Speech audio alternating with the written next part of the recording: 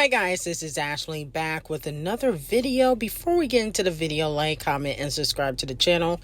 Make sure you turn on post notifications. So it looks like Megan Thee Stallion is trolling or trying to morph into Nicki Minaj. And then on top of that, fans believe that Nicki Minaj is next to get sued by Megan Thee Stallion. And people are bringing up receipts. But we're going to get into that a little bit later. Now, some fans are calling out Megan Thee Stallion's Halloween costume. She is dressed up as Starfire, and people feel like it is similar to Nicki Minaj's Beat Me Up Scotty cover art, okay? So a lot of people feel like, she's copying Nicki Minaj or she's trying to morph into Nicki Minaj. And then on top of that, last week she was caught dressing similar to Nicki Minaj during Nicki Minaj's Pink Print era, okay? The Night Is Still Young music video, okay, one of her looks from that video. And Aaliyah J, who is an influencer on social media, said that Megan Thee Stallion is trying to do destiny swapping plus rage bait. Okay, now a lot of people are wondering, what is destiny swapping? Now, the definition of destiny swap is when a person is trying to transfer their karma onto you, which is interesting. Okay, that sounds like some sort of spell work. So it seems as though fans believe that Megan is trying to transfer her karma to Nicki Minaj, which is very weird. I think she's trolling Nicki. I don't think she's necessarily trying to do all of that. But I definitely feel like she's trolling Nicki Minaj. And she's trying to get Nicki Minaj riled up and upset so Nicki Minaj can start going on station, have sneak dissing. And she's trying to have Nicki Minaj help increase her sales. Because it was reported that, she's only doing 10,000 first week for Act 2. And then combined with Act 1, she's doing 40,000. So Act 1 and Act 2 combined is 40,000 this week. So it seems as though she is trying to get Nicki Minaj riled up so Nicki Minaj can start dissing her on social media, and that way it can help increase her sales like it did with Piss. That's what it's given, okay? I genuinely don't think that she's trying to I would say put any spells on Nicki Minaj, but I definitely feel like she wants to cause controversy. Now, moving on from that, Section 8 gang is unfortunately turning their back on Botch and Bitter, okay? They sent Botch and Bitter a PSA, and the PSA from Section 8 gang says, "We, Section 8 gang, are giving you Botch and Bitter until November 22nd to announce the album or anything related to the album. We have been constantly lied to for 6+ years."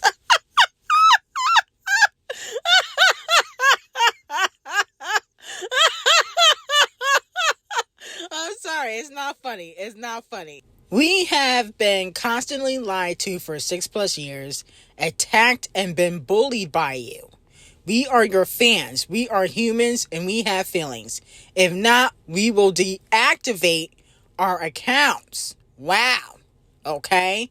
So Section 8 gang says that she only got a few weeks to announce the album or anything related to the album, or fans will deactivate their accounts and become Nicki Minaj accounts. They were Nicki fan accounts before, then they made themselves into a Cardi B fan account, but now they are going to deactivate, start over, and become Nicki Minaj fans. That's basically what I'm getting from this tweet. So let me know how y'all feel about that. Now, my whole thing is, how long does it take to put out an album? I mean, I feel like no shade. Cardi B is just lazy. She's one of the most laziest rappers ever in history of all time. There's not a rapper that is more lazy than Cardi B. Name them. Okay, Cardi B's like the least qualified, the least talented female rapper in the game.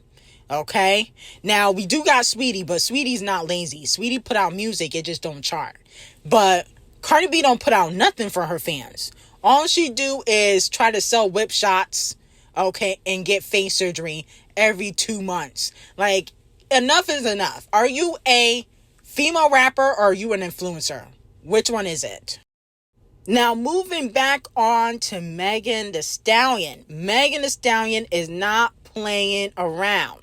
Now, Megan Thee Stallion, as we know, is suing Milagro and accusing Mob Radio of being paid off by Tory Lanez and being Tory's puppet, okay, putting out false information. She is suing her in the state of Florida. A lot of people want to know why is that, because I believe Florida has a cyberbullying law, okay? And so she is planning on taking Mob out. But she not only planning on taking out Mob, she coming after academics, Adam 22, okay, possibly Joe Budden, but also possibly Ckiminaj. Now, she put out a statement and said it's time to hold bloggers accountable for years of harassment, cyberbullying, and publication of misinformation about my personal and professional life. I've endured countless attacks on my character based on false narratives from social media bloggers misrepresenting themselves as journalists. It's unacceptable behavior, and these individuals need to understand there will be repercussions for recklessness, posting, and lies and defamatory falsehoods, okay? Now, in her 24-page paperwork, she brings up a tweet from Ckiminaj, okay? Which fans are speculating Nicki could get inserted into this lawsuit. Now, Ckiminaj tweeted when she was beefing with Megan Thee Stallion. Still is beefing, but this is when Piss came out. She said, God bless this woman. In all seriousness, this woman was tormented on the internet relentlessly while pregnant with her first child by her best friend who could have easily told people to stop. The girl's girl, lying lipo, best friend, friend man, F0RM, sad yo, and Mob Radio responded and said, Chow, F Kelsey too. But Megan was dead as wrong. Okay. Now, I don't understand how she can sue for that tweet. Because Mob Radio doesn't even really say anything in that tweet. But she also has in the court documents Mob Radio saying someone trolled Kelsey and spoke ill of her deceased father. And that's disgusting. So she took it upon herself to find out what school they went to and call them. And this is the same one that claims she did Megan's homework, right? Chow, shouldn't it have been reported her damn self? Okay, so I don't know how Megan can sue for these tweets, but she has put one of Nicki Minaj's tweets in the court documents, and, you know, no shade, Nicki Minaj could possibly get sued by Megan Thee Stallion because allegedly Megan wants to sue more people other than Mob Radio. She just want to make an example out of Mob, but she wants to sue a lot of other people too. Now, with all this controversy going on, it has been reported that Twice and Megan got a new collaboration coming out called Strategy, which will be released December 6th. Let me know if y'all gonna be streaming their new single. Now, they just did a song together. I think it was called the Mamushi remix. That flopped. Nobody's really talking about it. But let me know if y'all gonna listen to their second single. It looks like Megan Thee Stallion is trying to use the Korean fan base. Okay. She's trying to morph into that lane because she feels like she'll get a lot of support. But I don't know if people really care. Okay. So let me know how y'all feel about that. Now, moving on from that, the fans have spoken and they want Scratch Off, Megan Thee Stallion, Gorilla Glue, and Flo Milli to do a ladies' night tour. Scratch Off is currently on her $100 budget tour. Megan Thee Stallion just finished up her Hot Girl Alcoholic World Tour with Gorilla Glue. I don't think Flo Milli has done a solo tour. Maybe she has, and nobody really talked about it. But let me know if you guys would be here for a ladies' night world tour, okay, featuring these 4 ladies. Now, me personally, I wouldn't go see none of these people on tour, okay, no shade, because I feel like they don't have enough hits individually or as a group to perform, okay? Scratch Off and Megan have collaborated 3 or 4 times. All of their collaborations have flopped. Same thing with Flo Milli and Meg, so it'd be pointless. Now, Queen B, you gotta come to the front of the congregation, okay? Now, as we know, Leprechaun Man Lanes is suing Sean Holly, saying that basically she did not help him when it came to his case for shooting Megan Thee Stallion, okay? And that she's in cahoots with Devil Nation. Now, it has been reported that Queen B has worked with Sean Holly's daughter, Niana, okay, who allegedly has sung backup for Queen B in the past. But Sean Holly said that she did not have any relationships to the Carters or Devil Nation. Now, maybe she don't count working with Queen B, Devil Nation, because technically Queen B is not signed to Devil Nation, but that is her husband. You know, Camel Face is, you know, the owner of Devil Nation. That's her husband. So you got to have some sort of relationship. Okay? Now, Queen B, I don't want to have to give you Donkey of the Day, but why do the Carters got to be so shady? I mean, goodness gracious. Can't you guys keep your hands clean for one moment? Okay?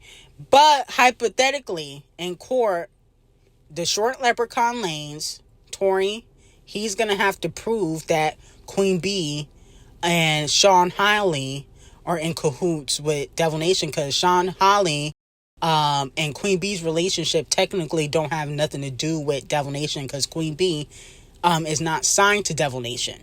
She's under Columbia Parkwood Entertainment, but her husband does run Devil Nation. I feel like there's some relationship there. You know, no shade. Queen B, you got to explain yourself. This is wrong. I don't like this. Okay? Queen B, you got to divorce Camel Face, because he is going to bring you down to a dark hole. He's always doing something shady. Okay? You can't pretend like you don't know. Now, moving on to Kung Fu Kenny and SZA. Kung Fu Kenny and SZA's All the Stars is now eligible for a diamond in the U.S. for selling over 10 million total units in this country. So congratulations to SZA and Kung Fu Kenny. That song is a bop. I think Humble by Kung Fu Kenny is almost diamond too, or it might be already diamond. Okay, so Kung Fu Kenny be putting out them hits and them classics. Don't ever get it twisted. And I would love for them to work together. Allegedly, SZA and Kung Fu Kenny do have more collaborations in the stash that could probably come out in 2025. So let me know how y'all feel about that. Now, J. Cole, you are receiving Donkey of the Day, okay? Ari Lennox has posted that Interscope and Dreamville have been playing with her.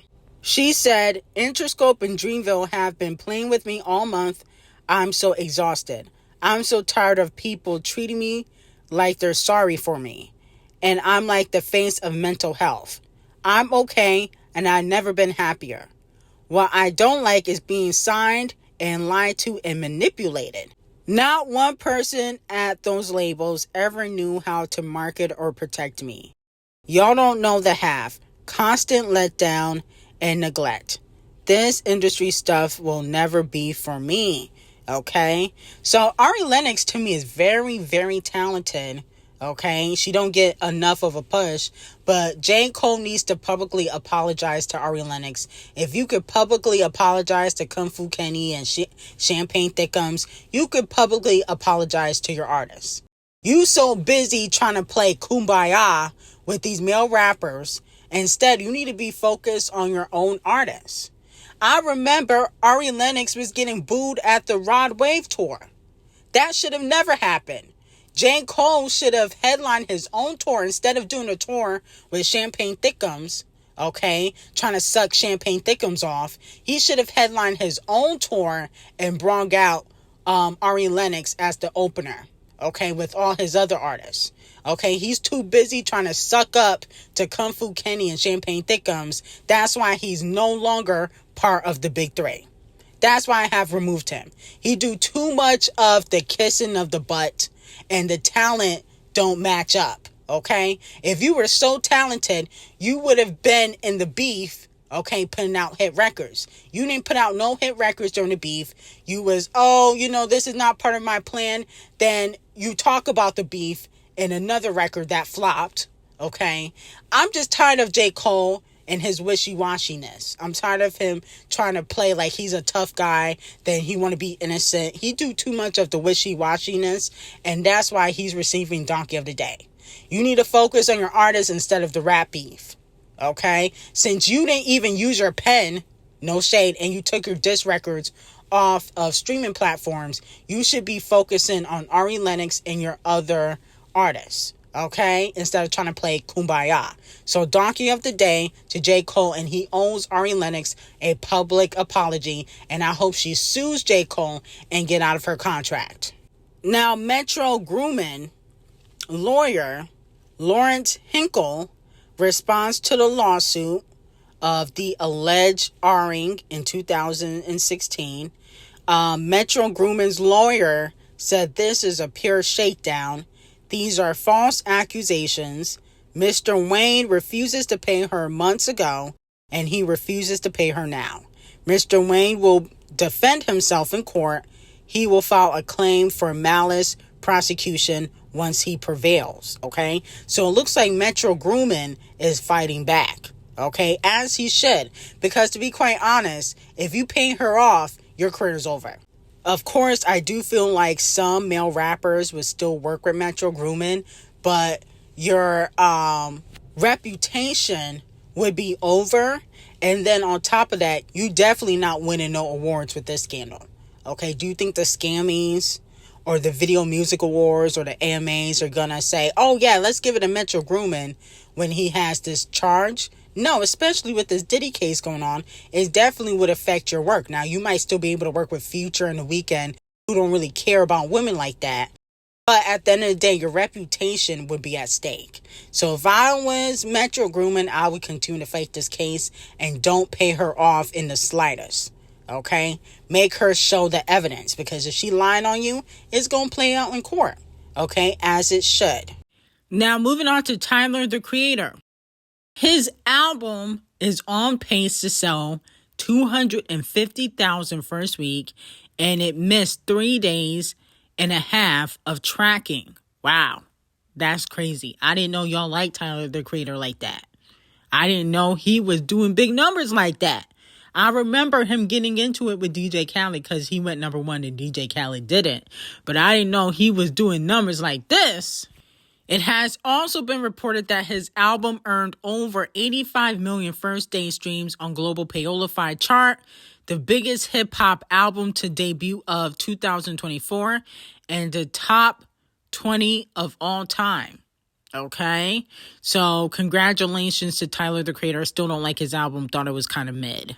Now, Pitchfork, come to the front of the congregation. You are receiving Donkey of the Day. They have reported that Megan Thee Stallion's Act 2 is rated a 7.0, okay, out of 10, while Nicki Minaj's Pink Friday 2 was rated a 6.5 out of 10 for her album. A lot of people are saying that this is Nicki Minaj's Karma. Megan Thee Stallion's Act 2 is better than Nicki Minaj's Pink Friday 2. So let me know how y'all feel about that. Now, I gave Megan props for her album. I think, what did I give it? A 7 or 8 out of 10? I forgot what I rated. But I don't think her album was better than Pink Friday 2 now. No. It wasn't as diverse as Nicki. No shade. Nicki's album had, reggae. It had R&B. It had hip-hop. It had gospel. So Megan doesn't do stuff like that. She'll do a little bit of a Korean song here and there, but that's the only time she tries to be diverse. Okay, she cannot do pop like Nicki Minaj. So donkey of the day to Pitchfork, and this rating is wrong. I think they also gave Ice Spice a 7 out of 10, and Ice Spice, she's trash. Okay, no shade. I've always said Ice Spice had no talent, even when she was cool with Nicki Minaj. Let's be very clear. So, no, they can't be trusted. Now, since it is Halloween, okay, we got to go over these celebrities' Halloween looks, okay? Now, Tyler and Holly Bailey dressed up as Holly Berry, okay? I think Tyler killed it. Tyler ate it up. Holly Bailey, not so much, okay? Her look was good, but I just feel like, Holly Berry was, and still is technically, a sex symbol, a sex icon. Fortunately, I don't really see that for Holly Bailey. I don't think she has any sex appeal. I don't care if she got knocked up by doodle garbage. But Tyler has sex appeal. So I feel like because of that, she ate it up. No shade at Holly Bailey, but she just don't got it for me when it comes to the sex appeal. The outfit looks great, but no shade. I don't really care for her look, so I'll give her a 7 out of 10, but Tyler is definitely a 10 out of 10. Now, Lizzo had multiple looks, okay? I don't know if she was supposed to be a bunny for this look. I didn't know what that was. But then she also had the face card look, okay, for her costume. But she did eat up the Ozempic look, okay? She ate that up, and she's been looking real good lately, okay? A lot of people are accusing her of using the Ozempic because she lost a lot of weight. But I think that this is a rebrand, okay, for them essay cases that she got that nobody's really talking about. Everybody talking about Diddy, but we haven't forgot P. Lizzo being able to finesse her employees and have them do some freaky deaky stuff behind the scenes, and she was getting sued for it. What happened to that lawsuit? Wasn't it supposed to go to trial? So she can't distract me. She can distract y'all, but she can't distract me. Okay? I peeped that. I'm like, this could be a distraction from them lawsuits that you got. Because everybody focusing on Diddy, but not me.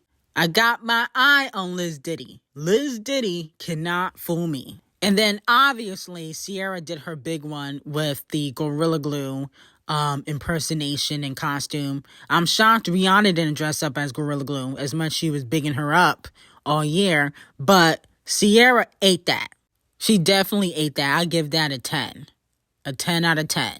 But anyway, I got some hot tea on Patreon about who will be going down with Lil Durk. Okay. That tea's on Patreon. Link will be in the description. And I hope you have a great day.